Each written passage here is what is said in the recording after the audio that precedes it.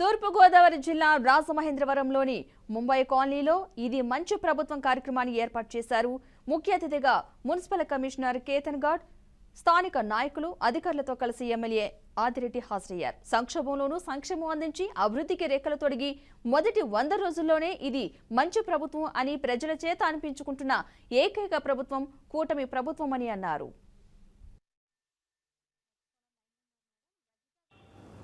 Young dynamic మనందరి commissioner గారు, అలాగే అధికారులకు, అనధికారులకు, పెద్దలు ఆదిరెడ్డి అప్పారావు గారు, అలాగే ఎన్డీఏ కూటమి నాయకులకు, మీడియా వారికి, విచ్చేసిన రాజమండ్రి ప్రజానికానికి, స్థానికంగా ఉన్న 4 వార్డుల ప్రజానికానికి అందరికీ కూడా పేరు పేరున నమస్కారాలు తెలియజేస్తూ, మీరు చెప్పినట్లుగా మన పూజలో వ్రతాలు చేస్తే మన భర్తలు కానీ మన పిల్లలు కానీ బాగోరు.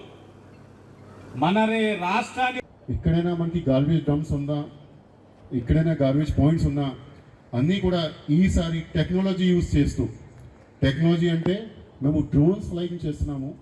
డ్రోన్ ఫ్లైయింగ్ చేసి మన గౌరవ సీఎం గారు కూడా, చీఫ్ మినిస్టర్ గారు కూడా టెక్నాలజీగా మంచిగా యూజ్ చేసుకొని, ఎందుకంటే మీ అందరికీ తెలుసు మన honourable civil aviation minister, he's a civil aviation minister from Andhra Pradesh.